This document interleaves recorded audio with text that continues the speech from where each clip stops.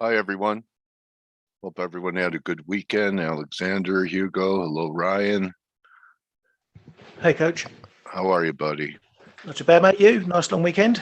Yeah, I want to wish all my trading warrior brothers and sisters that celebrate Yom Kippur a Happy New Year. Hope it's a great year for you and not just the markets, but in your life. Shana Tova. Thank you, Michael. Happy New Year, Sinatra. All right, so what year is it? I don't know, 54 something, maybe. I'm guessing. You should know Forex, Gal. Anyway, it's a new moon. And, Friday's miss in the market on the NFP number was pretty dramatic.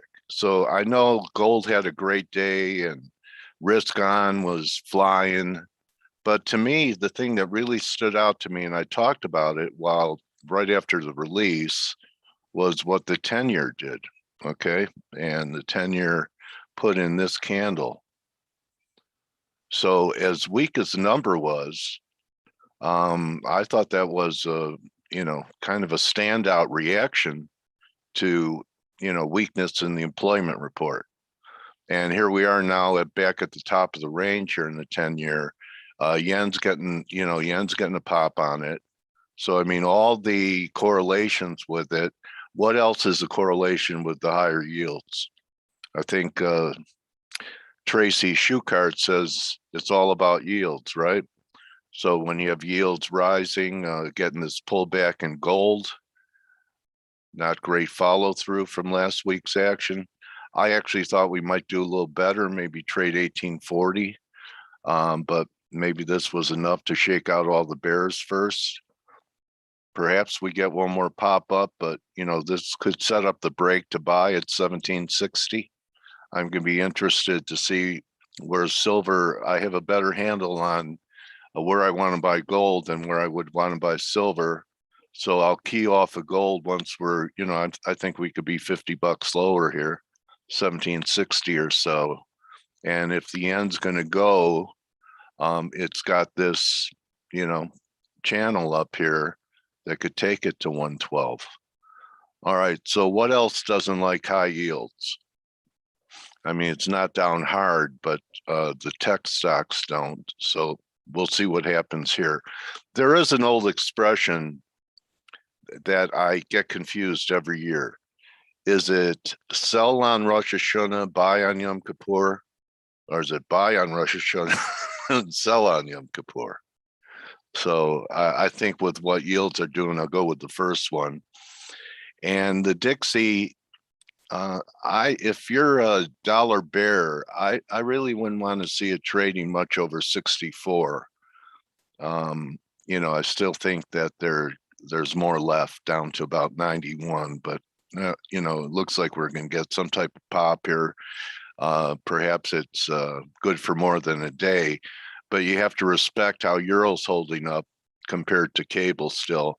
And we've been pounding the table on Euro pound for a couple of weeks now.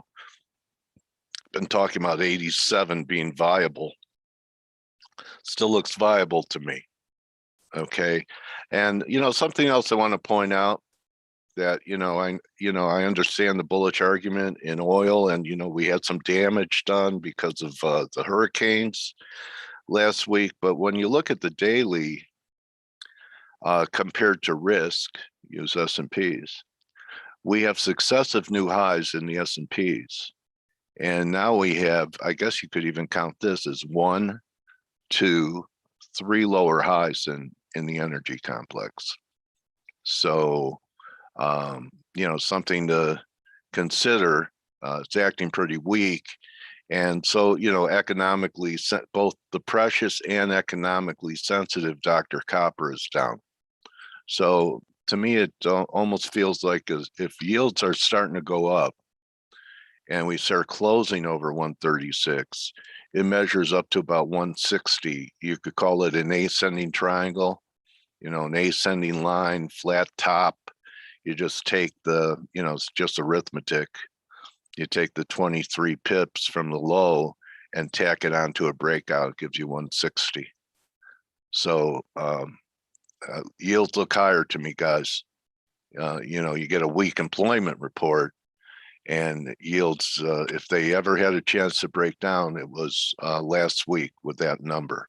So I was neutral, but after the reaction to the NFP, that was a standout to me. And we know that yields can affect everything that we trade, every instrument. So to me, that was a key event on Friday.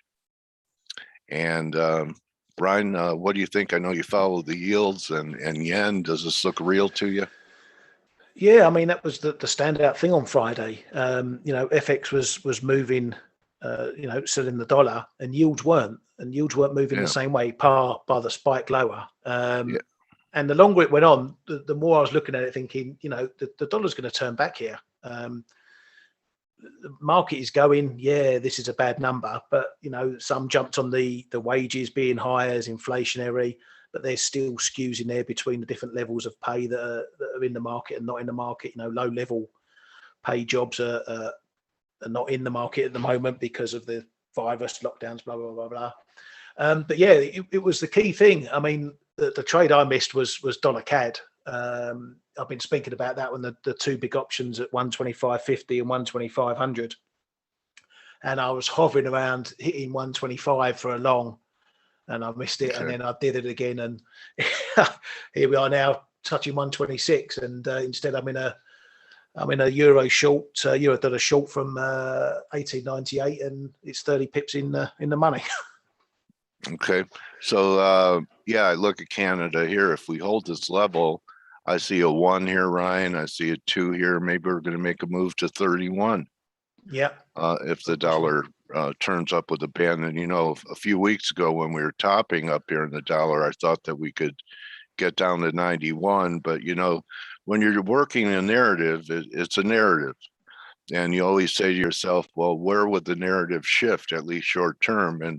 And to me, the dollar back over 92.60. I really have a neckline kind of here at 92.40. This would be the first place that I would think it might have some problems. You had this horizontal old support turns into new resistance, and this looked to be a pretty significant pivot. So keep an eye on this level here at 44. It punches through there and you'll have something. I don't like to call an end to a dollar rally when the euro is still outperforming cable. That's the only thing that tells me that I shouldn't get too aggressive on getting bullish the dollar, because the euro's not giving up the ghost like cable is. No, and you're quite right. I think we may have a bit of divergence play there. With the ECB coming up. Market's going to be looking at the ECB Thursday to see are they going to be maybe a bit hawkish. But you're right. If euro dollar's not following the rest of them, then something's up, and you got to keep an eye on it. Yeah. Okay. Well, Ryan, it's good to hear your commentary. Did you need a vacation from your vacation, or was it rest? Yeah, I'll get one next year. All right. So anything else you want to report to us before I bring the rest of the crew in? No, not much really. I mean, last week the dollar couldn't find a bid, as we know, all week, and then it's turned again. So we're going to be watching these moves. We need to see the stock market today, see what the US guys think of the market after the NFP, how they want to set the stall out.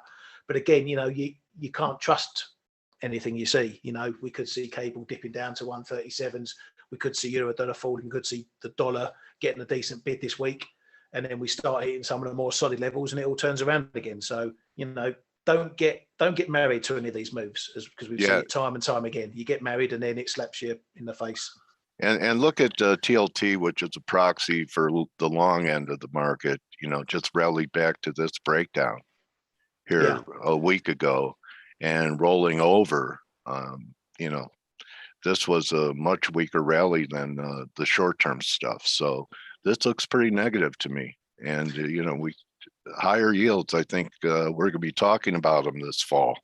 So we'll see what, this is going to be a big test for a lot of different asset classes to see how they were, even though, we still have negative, real yields are still negative. This is still, maybe all markets need negative yields to perform to the upside.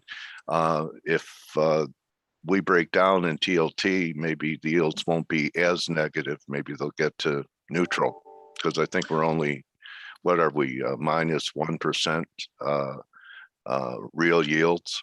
Yeah, So, something like that. Yeah, I agree. So, but you look at looking at that chart there, just taking it from, sort of May, July, June, July. To me, that just smacks of consolidation, and it's the same in 10-year yields. We're having some moves, but if you look at the wider picture, we're hitting a little peak of consolidation where the market really doesn't know what to do. Yeah. And that's why we're flinging between highs and lows and the ranges, because until we get a proper direction, we're just going to stay in these ranges. Okay. Well, we have a nice guest today. I haven't talked to Keith at Ice Cap Global for a while. We'll see what he sees melting up there in the Arctic, and see what he has to say. Okay. Who's Dave, Richard? You have the wrong consonant. I'm Dale. Anyway, Dave's not here. You remember that next movie? Week. Remember that movie? Cheech and Chong, Dave's not here. Okay, you guys are too young for me. All right, so Blake and Steve and Stell, how are you guys doing today? Hey, good morning, Coach. Hey, buddy. Hey, morning. How you guys doing? Everyone doing all right? COVID free and everything? Everyone healthy? I actually got some COVID tests for our family on Thursday of last week, so we could spend some time with our family this weekend. So it was good. Okay. Good. What do? You go out and buy the tests at a pharmacy? No, we go and get I believe they're called the PRC tests. They're just, they have to go to a lab and you do a drive-through somewhere. Right. We go through a drive-through and it's we're partnered up with some Women's Health something or other here. So but it's nice. My brother-in-law has it bad, and he wasn't vaccinated. That seems to be like the theme. I don't want to really talk too much COVID topics, but it seems like people that are unvaccinated are the ones that, well, just because I have a friend of mine in the ER who's a COVID doctor. He's been, he's just been telling me what's happening last year. And then, he keeps me up to breast with everything. And he says, it's, mostly the unvaccinated people that get really sick. Anyway. All right. Yeah, it tends to be the case. Speaking of which, it seems like, speaking of COVID, it seems like our numbers have probably peaked here in the US. They look like they might be starting to trend lower in certain hotspots, which is good, good for the US, probably good for a lot of other places too, that are keeping a track on what's happening in the US, since we tend to be, how should I say, less concerned with COVID here in the United States than other places. So for that reason, it's probably good news. But, I actually wanted to ask Ryan and maybe Stelios and Steve too. We just had the RBA last night, and you saw the Aussie actually reverse course following the RBA. And this is something that I talked about on the week ahead video, that a break back below 74.20 was going to be bearish. And so now we have slumped back below 74.20. And what do you attribute that weakness in the Aussie towards from yesterday? What do you guys think there? Well, I think the RBA were just pretty much as expected. They stirred the pot a little bit. They weren't dovish. They didn't adjust QE per se. They lengthened out the extension of it from November right, but it looks like they're going to continue with their their tapering plans. Yeah. So why did the Aussie weaken? Do you have any idea there? Yeah, well, I expected it to be stronger, and I was looking at buying a dip into 74, and I missed it this morning. But I think this is purely just US dollar taking over at the moment. So we've got a bit of a line of the sand here at 73.90, in my opinion, because we've got that area 73.90, 74.15, 90. I'm going to be potentially looking at shorts just to see if I can run this dollar buy that we're seeing. But I'll wait to see if we get resistance coming in at 7,400 first. Yeah, and I was gonna ask Stelios, is there anything that stood out yesterday in the RBA statement that you would have seen? I mean, not really. What they're doing is they're being cautious, a bit like the RBNZ. So they're going to be eventually tightening, but it's like a wait and see. They talked about the Delta variant and how unemployment is going to increase probably in the short term. So they're being cautious, and I think that's the main reason why the Aussies is grinding a little bit lower. And again, we go back to the same thing that we've been talking about for ages, is that they always like to have an excuse to kind of delay tightening as much as they can. So, but in the grand scheme of things, I think the move that we're seeing is nothing. It's not nothing major. So it's I think it's a result of them being cautious, more cautious than the market expected. So I don't have much else to add. How about bonds? We had a nice move in yields back up here in the States. Did the balloons get to your area where you wanted to short them? No, unfortunately, I was looking for 178. They peaked at 177 in a bit. We're now below 175. It doesn't matter, you win some, you lose some. This one I didn't even trigger, but I still want to be short bonds. But and I thought that last week's payrolls number would have helped. But like you guys correctly said, it's not really responding. It's actually going the other way. So, for me, the bottom line is that it was a bad number. The market is a little bit jittery. The market just, it doesn't know what to do with this yet. But I think that eventually the market's going to realize that the Fed, the chances are that the Fed might be a little bit more dovish than expected, and maybe tapering will be pushed back, or the pace is going to be lower than expected. I don't know, but it seems that central banks are getting all the excuses they need to not be as hawkish as they. I dropped a picture of Paul in our Forex. Oh yeah, I saw that. That was good. That was really. That's good. when he's going to do it. Blake, you want to show that when Paul's going to? I know.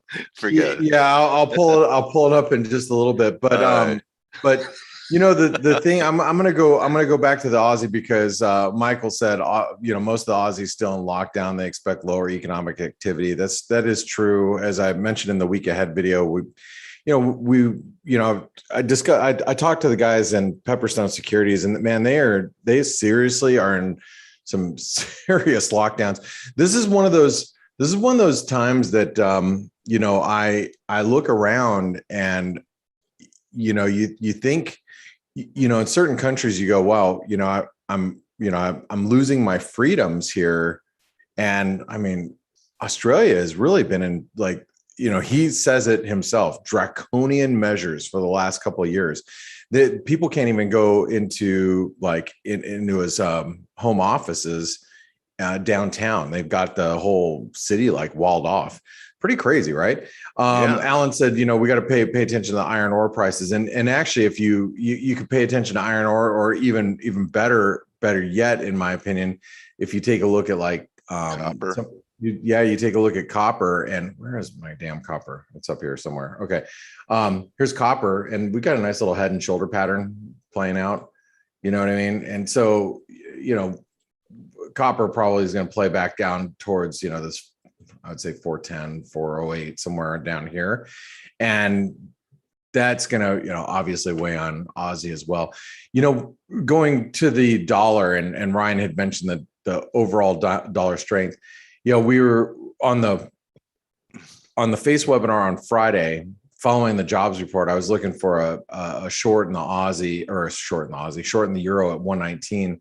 And I got short some euro dollars, and I stayed short. But I'm starting to see the euro pick up against other currencies. And so I'm not too sure if I really want to stay short, the euro dollar, because you can see the euro is actually starting to make a move against, well, you got the euro sterling that's breaking higher. You got the euro Aussie looks stronger. You got the euro New Zealand with a false breakdown below this. Oh man, where are all my drawings? A great live trade, by the way, on Friday. Oh, thank you on Friday. Thanks. Yeah, if you guys were here on Friday, hopefully some of you guys took advantage of that. But I mean, the euro starting to look a little bit better against other currencies. Then we have the ECB this week. So let me ask you guys this: with the ECB, and I want to ask. I'll start with Stelios since he was just speaking. Regarding Lagarde. How do you feel about Christine Lagarde? Do you think she's going to have to start preparing the market for possible taper? I mean, I'm a little worried about that. I know everybody's got their own views about the ECB, but again, this is something that I explained during the week ahead video. The measures that central banks have taken during COVID were pretty extraordinary because we went into a serious lockdown. I'm going to reiterate. I don't think we in the U.S. are ever going to go back into a lockdown state. I don't think the rest of the world is either. So are these bond purchases, the extraordinary measures that we're already at that we're taking? I mean, our central bank's going to start preparing to unwind that. So to you, Stelios, what do you think there? Yeah, I think these measures are extraordinary and they should be reversed because COVID is being dealt with. I know it's not over, but it's being dealt with the vaccines and everything. So theoretically, they should be. Yes, they should already have started tapering and reverse all these. The problem that the ECB has is that that inflation hit 3% in the last reading, and the ECB is very sensitive to inflation. So I think Lagarde, there's a risk that she's going to start. Just like Powell, preparing the market for tapering. The problem, though, is that you have countries like Italy, which is huge, and everybody's today celebrating the fact that their deficit as a percentage of GDP is only 10% this year. So it's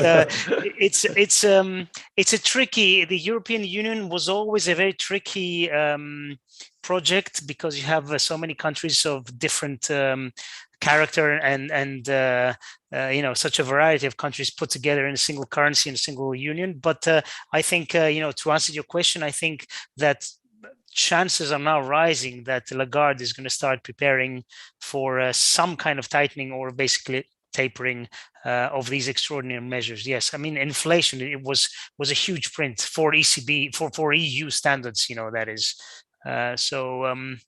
Yeah, I think we could be in for a surprise this meeting. I'm not saying it's the probable event, but they could follow Powell's lead and then do something similar, or at least tell us that they're thinking about doing something. Right, thinking about. Yeah, exactly. What do you think there, Ryan? Yeah, I'm pretty much in agreement. I think they're going to wait for the Fed to go first, and because we're still not decided on what's happening with taper. We know it's coming. We're just waiting for the details, more or less. She's going to be ever cautious, as she always is. See, it's a funny thing because people look at this as straight hawkish, dovish, but it's also whether it's bullish, bearish. That's what I look at, how bullish they are on the economy recovering. But yeah, I don't think she's going to lay anything massively that's going to send the euro flying. They've done it a bit different, where we know what the emergency part is, and it's the PEP. So if that gets pulled and QE, the rest of the QE stays in place, it's not really hawkish because they're taking out the emergency stuff they should be taking out, and everyone knows that. And then we move on to, if you like, a proper taper and the dreaded talking about rates. But they've said they weren't going to let inflation run hot until the end of the year. That's when they expect it to happen, and then it's going to be diving early next year, according to their seaweed on the wall. All right. Well, I'd like to get Steve's opinion. I would think Steve is here this morning, and I just want to say, Steve, if you are here, great job coming in. It was a holiday in the U.S. and Steve still came into the North American session, did the morning edge for all the Forex Analytics subscribers. Guys, if you didn't know that Forex Analytics, we do webinars throughout the course of the day. You're listening to the free webinar. Obviously, we do, we got the European crossover, the morning edge. We have, in our chat rooms, which were actually, there was people in our chat rooms yesterday, even though it was really slow. So Steve, well done yesterday. Do you have any opinions about the central banks and what the ECB is going to do this week? Good morning. Good morning, Steve. Good morning, Dale. Good morning, everybody. And have a nice week for those of you that, were on holidays yesterday. So, my opinion about monetary policy and central banking obviously can't change overnight because it's not something that's adjusted, on a daily basis.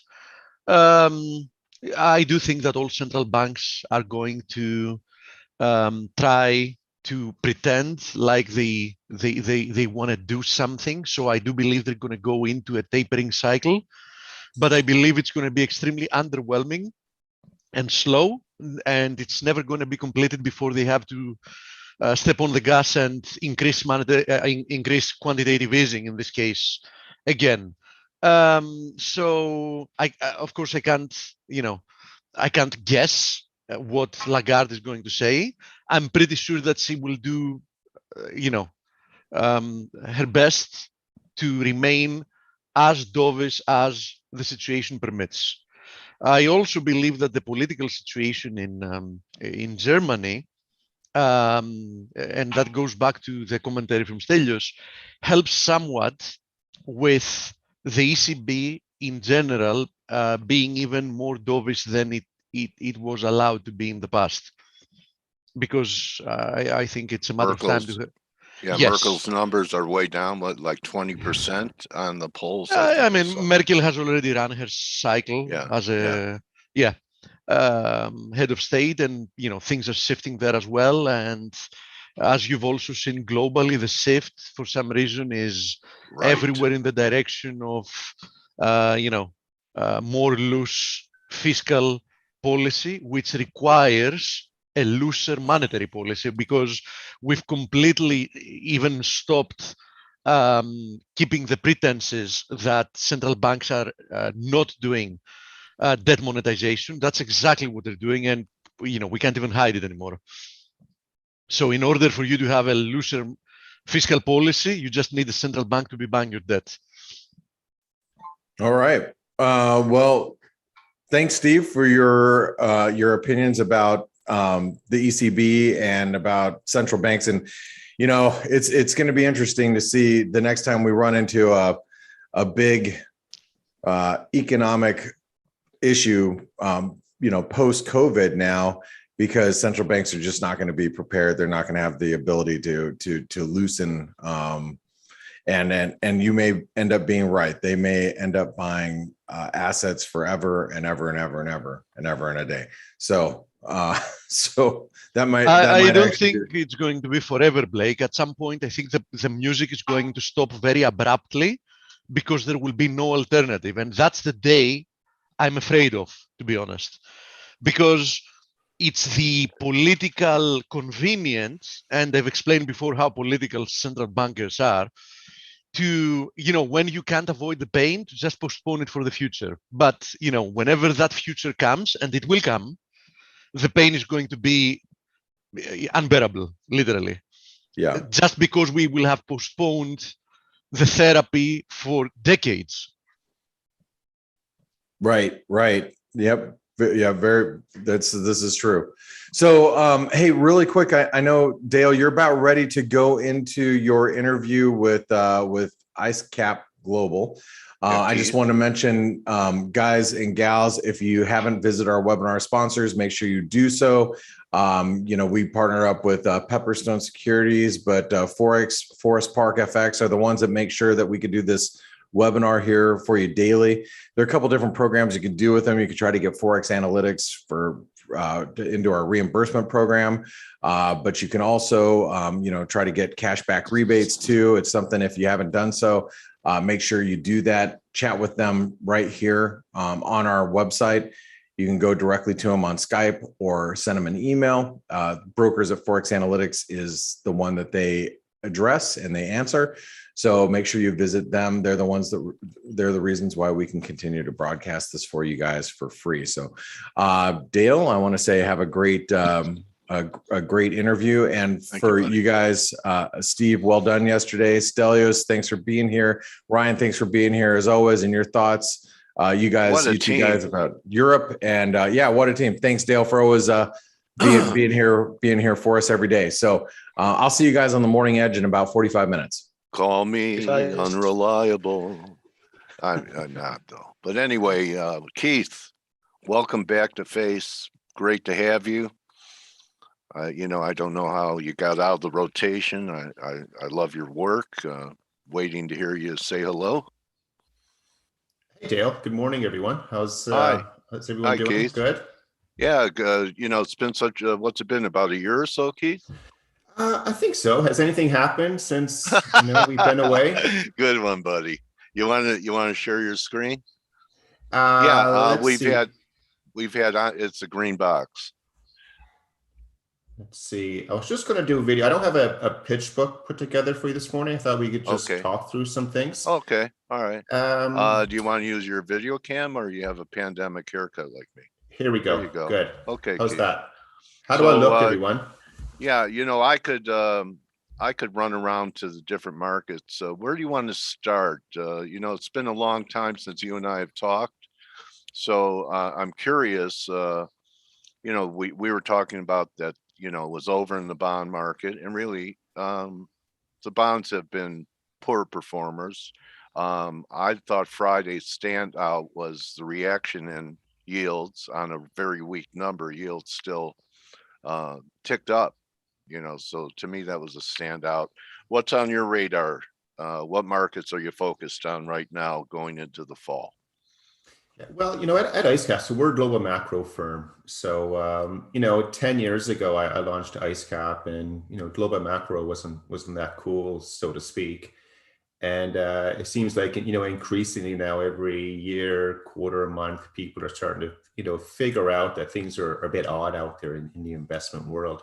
So for us, Dale, we're constantly monitoring all markets. We'll go through a number of things that we find really interesting right now. But probably the number one item that everyone should be looking at now, it's really volatility markets. And I know most people think about the VIX when they think volatility, but you have VIX measurements, across all the commodities markets, for example, certainly the FX markets, fixed income markets, you name it. And most investors today, they've simply become too complacent. So when you look at any long-term volatility chart, you would say, holy smokes, so for example, if you're looking at FX volatilities, so say US dollar, euro, or CAD, Aussie dollar, yen, everything is now at record lows. If you look at it across, say, commodity markets, for say oil or gold, you're seeing the same thing. Credit spreads, I think everyone watches, equity markets all the time, but the fixed income world is where they really should be focused. We've been talking quite frequently now that, I like to say that, the global yield curve has been suppressed by central banks. So whether it's through, bringing short-term overnight rates down to zero or negative in some markets by using QE, for example, but credit spreads have followed them all the way down. And then, of course, over the last 18 months since the pandemic started, we have an enormous amount of capital just flowing into all markets. And it's just creating this moment where complacency has really placed most investors in this situation where they just have no idea what's about to happen. And when it happens, it's going to create some pretty dramatic moves in the marketplace. Well, I'll give you an example. So for example, over the last 20 years, really, we've now had 3 market events in the equity world. We had basically, 40 to 50% drawdowns. So, going back to, a lot of people remember the 2000 market break and the tech bubble. And then, then we're looking at what happened in 08, 09. And then, of course, just back in March of 2020. And the reason that's important, institutional investors, they don't care too much about it. They live in a relative return world. They think, that's fine. They have an infinite time horizon. But most investors are not pension funds. They're not endowment funds and so forth. So if you take a big drawdown when you're getting closer to your retirement age, it takes a long time to claw back. So for example, for the 2000 and in 08, 09 corrections, it took investors, some of them, anywhere from 6 to 10 years to get back where they started. Of course, the March of 2020 correction, because there's so much money gushing in from our central banks, that recovery was a lot quicker. But we point this out because there is going to be another market event, and we do not think it'll come from the equity world. Equity markets will move as a result of it, but it will happen. And there's just so much complacency out there. A lot of investors, again, they're going to get pushed off sides. Where's it going to come from? The corporate debt market, all debt markets, Keith? I mean, I looked at, I'm doing a face interview on Face with you right now. So I have to show I really need a haircut. I'm going tomorrow. Anyway, listen, so everyone is, concentrated on everything's been going up, right? You're long the world. You have crypto, you have equities, you have certain commodity markets. They've cooled a little bit recently. What is and it's not going to start in equities. I have to guess it's interest rate related. Is that the surprise that the market's not prepared for? Not just a drift up in rates, but kind of maybe an out of control rise in rates. What's gonna pop the bubble in equities? Yeah. So for example, we expect the next market where we often refer to as risk will re-escalate. That's a calm way of saying, hey, it's going to get a bit funny out there. However, we view it as that happening in the emerging market world. Okay. So you could have a specific country event or specific region. It could be the bond market, for example. We've looked at Turkey quite a bit over the last 9 months. But once we see an event where it becomes risk off, and then here's the key, Dale, you get foreign capital leaving a market. And so think of the world, you have emerging markets, on the perimeter, and then the US is the core market, overnight treasury markets. Money, it flows into the core during bad times and back out during awesome times. The point is today, we are going to see this event. And because central banks in the Western world are, they're so strong, powerful, short-term rates are not rising, by the way. They are not going to go up based on a policy decision or event. Instead, it's the long end of the curve. That's where the real risk is. Okay. And as well, people following this closely, they'll say, hey, the Fed is not a QE. They're trying to hold down the long end. And that's true. The Europeans have a complete lockdown in the Eurozone region. However, they don't have a lockdown on credit spreads. They don't have a lockdown on long rates in the sovereign debt market. But as soon as we get one event anywhere offshore or the emerging market world, funny things can happen. So as an example, we're a Canadian firm, by the way. Yes. I think you have a lot of, I imagine we have listeners here from all over. I'm hoping some Canadians on as well. But we're all loonies. Yeah. So we have an election coming up here now in a few days. And it should get a lot of attention. On the scheme of things, isn't the policy or the mandates for each party, they're really wearing a different color shirt in some ways. It's not a big difference or deviation. However, it is attracting a lot of attention. And then when you look specifically at the Canadian market, for example, it is a good way to view the world. Everyone in Canada right now, you realize, hey, we made a lot of money in our houses. House prices have gone straight up. And people say, oh, it's because, you always want to buy a house. There's not enough supply. Demand is so great. And foreigners really want to invest in Canada because we're such a great country to live in. So we have a bit of a different perspective on it. Instead of thinking that, hey, foreigners, they really want to invest in Canada, instead you need to look at it and say, okay, why is Chinese money coming into Canada? Why is Middle East money coming in Canada, or Russian money and so forth? Instead, you flip it around. You ask the question, why is that money leaving China? Why is it leaving the Middle East? Why is it leaving Russia? Because they're running away from concern, running away from risk, they're running away from that event thing that we just talked about. So then you want to go to an economy or a country that's perceived to have, a pretty stable political environment and economy and rules and stuff like that. But when you get foreign capital running into any market, naturally you get all of a sudden demand is greater than supply and it pushes things up. So the real risk with Canada, and you can use this for example, for the Australian housing market as well, or any other one around the world. US? The moment, yeah, in the US as well, as soon as we get a spike up in long-term rates, Okay. and it's sustainable, that's when it becomes a grind then, to fund your mortgage that's up for due mortgage renewal. Canadian mortgage rules are different than the American market. All of a sudden countries, governments, when they have to roll over the debt, they're no longer, borrowing at say 1%, 1.25%. Now it's at 2.5%. Or we look at what happened to Spain and Italy back in 12 and 14. It went from 4.8 to 12, overnight. But Yeah. These are the type of events where people in equity markets, that they're not looking. They're looking at, hey, equities are great, valuations don't matter anymore because money keeps flowing in. But we are likely going to have this external market event happening, and then that's going to push other markets off sides. So is it, are you a proponent of the milkshake theory?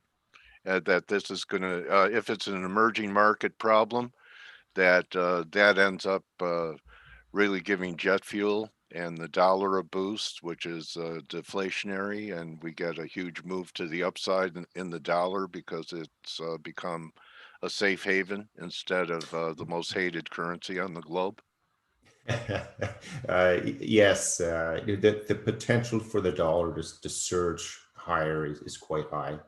But think of it though as, it's not something that's linear. Nothing in the investment world is linear. It's going to go in big cycles and in secular movements. So in our mind, you're going to have, the emerging market FX world, something will pop there first. And then the next market that's in trouble will be like CAD, Aussie, Kiwi, Sterling, stuff like that.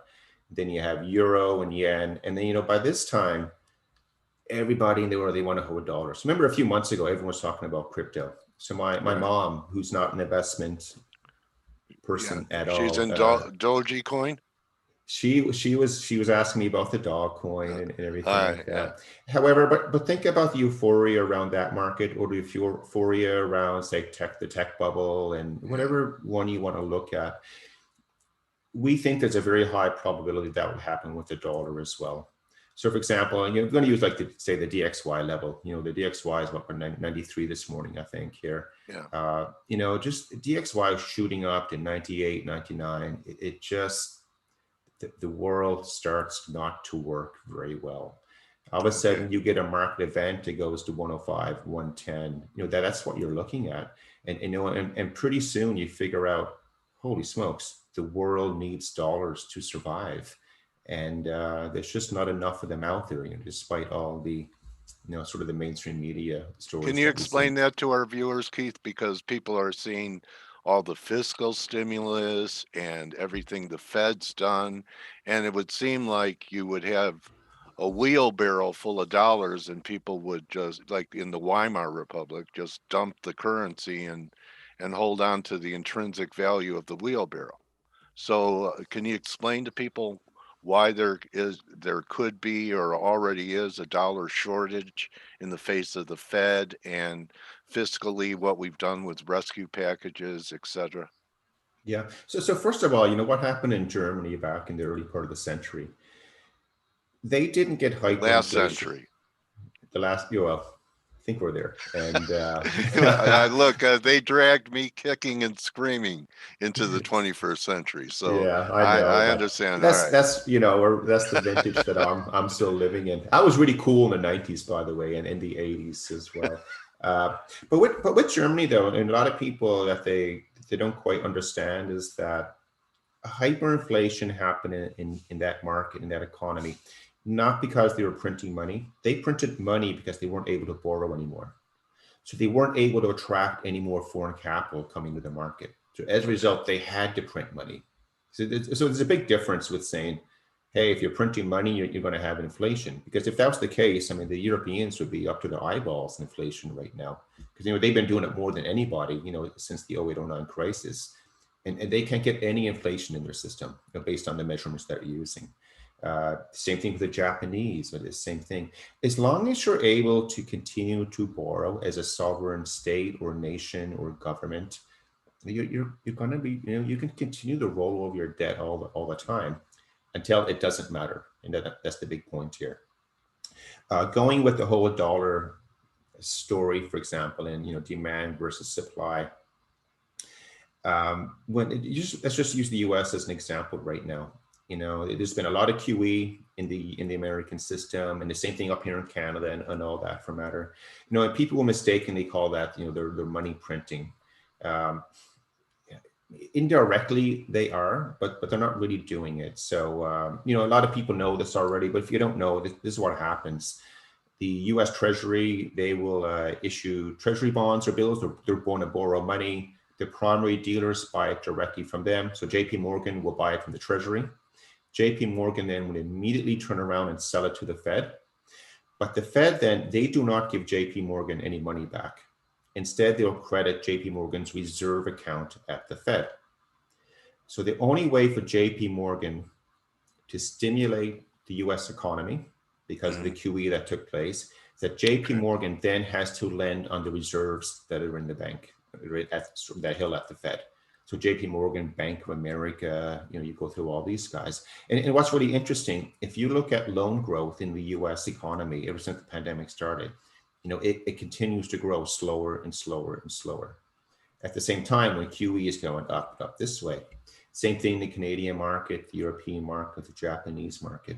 So the point is that you can do all the QE in the world. You're not creating this hyperinflationary market. Now, at the same time, I'm sure there's some chuckles right now saying, hey, there's a lot of inflation out there right now in the system. So let's just talk about inflation real quick. How much time do we have, Dale? We have some time. We have about Okay. 10 minutes or so, Keith. And okay, so then is most of the inflation supply chain issues that will be resolved? Yes, and mostly No? yes. Okay. So for example, back in Q1, you had the 10-year in the US go from around 70, 75 basis points up to 175 almost. And whenever you get any market move very rapidly, you know, in a near vertical line, up or down, market estimates and expectations, they always overshoot. So back in Q1, all of a sudden I'm reading, the 10-year is going to go to 3. And then the next guy said, no, it's going to go to 4. Or another guy says, you know what, this is just going to cause the US government to just crumble overnight. Like they're losing control. As soon as you get that kind of a rhetoric taking place, and then if you look underneath the way the system was put together, then you can say, hey, wow, this is a great opportunity. So for example, shorting the long end of the curve back in Q1, that's where you made money this year. You know, it's not being long equities, it's getting this call right. So back to the whole inflation story. A huge component of the inflation story is driven by the supply shutdowns. And we had the view back then, we wrote about it. I wrote a piece called Californication back in May, called IceCap Global Outlook. And we addressed this specifically, say, hey, once the global shutdowns or supply chains come back online, you're going to start to see, you know, some relief in the inflation data. And that's the way it's starting to turn, and the market turned that way as well in the bond world. However, our concern again right now is that, you know, we'll start to see more shutdowns take place. You know, one of the largest ports in China, they're now shutting down again. They're experiencing supply disruptions. And as soon as you get supply disruptions in any market, again, you go back to the supply versus demand, supply equals demand or minus demand. That's what really drives all markets, you know, in a bit of a, going to an extreme level. So at this point in time, if we continue to see more lockdowns coming up, which I suspect we'll see up here in Canada coming out in the fall, it will happen up here. And, you know, you can start to see some more inflation numbers coming through. But there's been a lot of policy errors taking place over the last 18 months. And it's irrelevant what we or you believe that policymakers should do. Instead, you have to look at and say, what are they going to do? And it's very clear, central banks, they're going to continue to keep rates low. there's talk of them becoming a bit hawkish and with tapering right now. I suspect that talk will end in a couple of months. And, they're going to say dovish all the time. And governments right now, as long as they're able to continue to borrow at low rates, and they're going to run huge deficits. So investors have to prepare that it's a lot of stimulus will continue to come online, and then something's going to get tripped up here in the marketplace. Okay, so all this talk about starting a taper never even begins. Do we do a taper here? Does Lagarde start a taper? And they're having a meeting this week, the ECB. Are either of these central banks going to taper, which isn't exactly tightening? It's just not as much liquidity.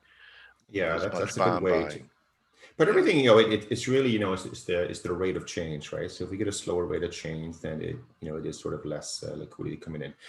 For the Europeans, the ECB has ruined their bond market. Their bond market and currency market and banking system has been completely ruined.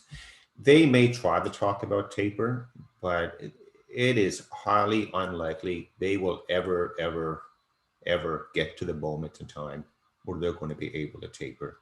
For the Americans right now, they're talking about it. They're going to try to do it. But just think what happened. I think it was in 18 when Powell first started raising rates. 1/4 point at a time. Oh yeah, before he got called on the carpet by Yellen and Bernanke, and they sang "Kumbaya." And but what happened? But the key thing though, when the Fed did multiple 1/4 point hikes, I'm getting my year wrong. I think it was 18. I think they were doing it. His first year of his term, he was a hawk. But it started just sucking money. This is part of the milkshake theory that you were referring to earlier. It just starts sucking capital out of every other market in the world. Because all of a sudden you can invest in the most. So people don't understand as well about the treasury market and T-bills especially. It is the only market in the world where you and I can take billions of dollars, throw it in the morning, and then take it out again in the afternoon and not affect the price. Yeah. So that's what the definition of liquidity is. You can do a transaction in and out and not affect the price. You can't do that in the housing market. You can't do that mostly in the stock market. Forget about corporate credit markets, FX world, move outside of USD and stuff. It's really tough. Housing market, if anyone's using the housing market as a way to store the wealth, they think they have liquidity, no way. Because the moment in time you want to sell, there's no buyer. And you get this huge gap down. So I think what will happen with the Fed and QE, that they're talking about it, they want to do it. But if they are able to start to do it, it's just going to further perpetuate dollar strength, which just sucks the life out of every other market, especially emerging markets. But the bigger thing that's happening as well, Dale, in Washington right now, they're trying to push through this large budget. Yeah. There's a lot of reasons infrastructure. Do you think they'll get any of it done? In this political environment? Do you think? No. So right now, if you're politically, I mean, we have some pretty big elections coming up in the U.S. next year. Yeah. You don't want to be the guy that said, "Yeah, I voted for this enormous amount of stimulus." Because I'm running against you. I'm using that against you, and I'm going to beat you on the head with it all the time. So what's happening right now in the U.S. political world? You're looking around, and the economy's doing okay. Stock market is up. Everyone's making money. Like, hey, these are fun days. I suspect you're going to need to see a correction in equity markets, like some kind of an unkind economic or financial market event. Then that will give politicians then a reason. Yeah, they'll say, hey, we need to do this again. Yeah, so that's another reason their constituents will call them and complain because their portfolios are down 20, 30%. And also, Keith, before you go, I actually have a news flash to share with you, and it just came across, and I now know when Powell is going to tighten. There he is. See that? So it's not next year then. It's not next year. Announcing the first rate hike. And you know, they say it really, you know, the job of being the president ages people. Look at what's happened to Powell I in his know term. it's Anyway, I had to do that. Okay. yeah, that's good. You know, But just to leave wasn't everyone that with good? though, spend some time on volatility markets, and I don't mean the VIX.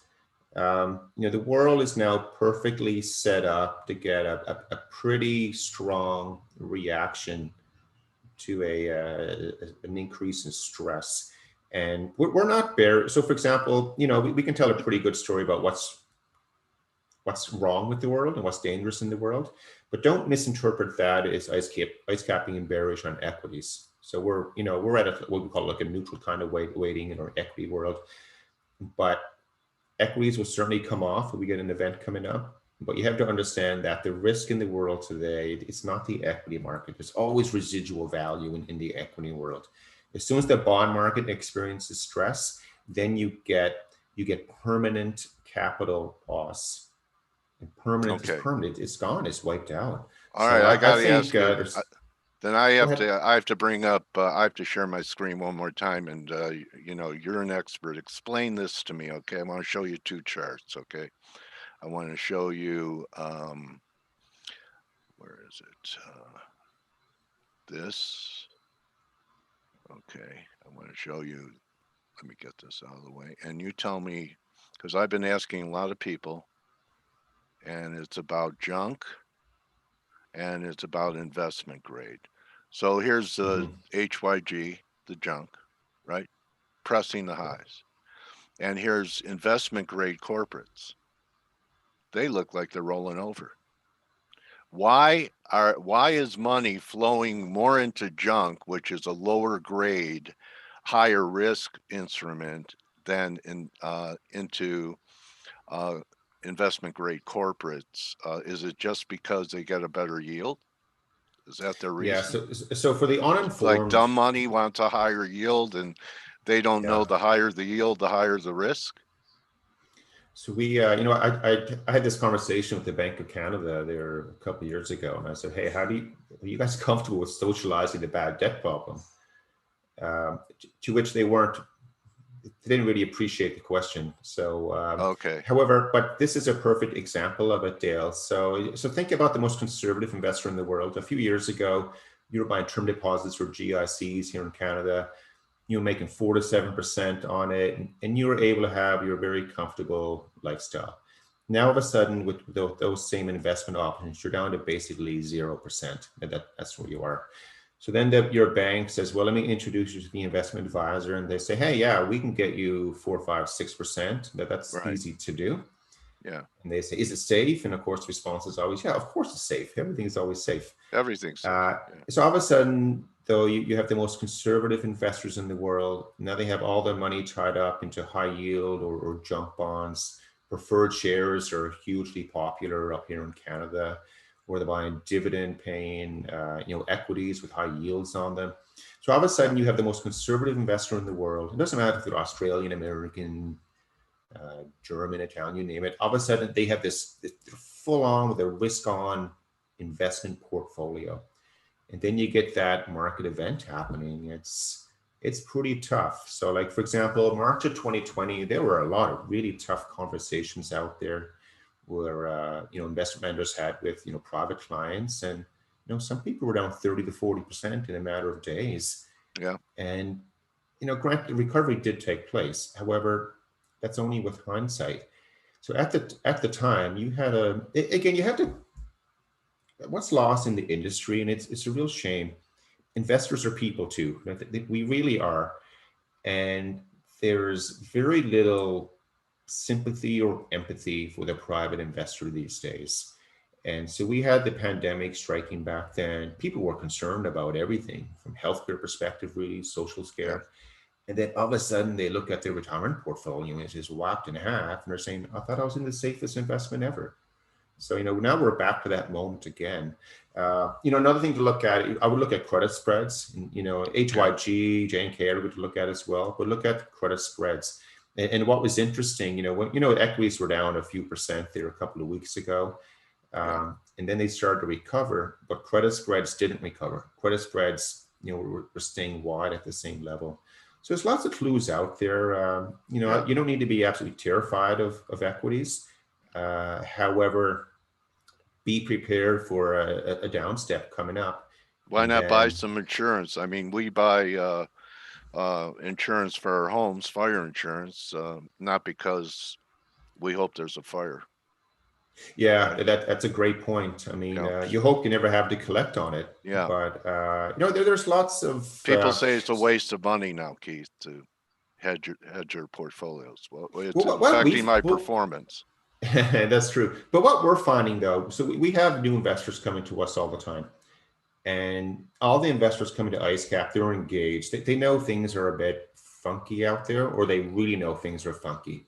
And then if you show how you're able to structure your portfolio and your investments so that, you know, ultimately what you want. So I managed money offshore for a long time for some wealthy people around the world. They just saw the world differently.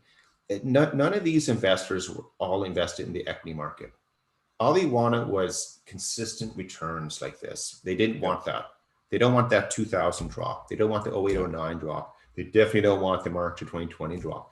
They just want this going. Yeah. And, you know, there are still ways to achieve that because, you know, the way mathematics work, you know, if you lose 50%, you need a 100% return to get back to where you started. Right. But boy, there's a lot of euphoria out there these days. You know, you go for a pint with your friend or a coffee or a walk and everyone's talking about, you know, they tripled their money last week. Sure. You know, that means that it's, you know, getting closer. Yeah, can be a bit concerned. Okay, Keith. Well, thank you so much for your time and your giving spirit to come and share your views with us here and edify the faith community. I appreciate it. And let's not let as much time pass between our conversations. And you could follow Keith is the best place to follow you on Twitter at IceCap Global. Is that correct? The That's best? fine. Yeah. Is that and your website's the same, www.icecapglobal.com? No, it is icecapassetmanagement.com. Oh, okay. All right. Well, thank you. Good hunting to you, Keith. Great seeing you and having this conversation, and hope that all your decisions turn green for you and everyone else that you work with. That's great. Thank you, Dale. Take care, everyone. All right, Keith. All right. Thank you, buddy. All right, everyone. So you could join the team. You're welcome. People, here's a comment from Anthony. Great interview, insightful perspective. Thank you both. People enjoyed this interview, Keith. So thank you very much. You could join the team in 13 minutes for the morning edge. And Happy New Year again to everybody that celebrates Rosh Hashanah. And we'll see if sell on Rosh Hashanah, buy on Yom Kippur works. And we'll see everyone tomorrow. Adios. See you, Laura. You're very welcome, everyone. Thanks again, Keith Dicker. Adios.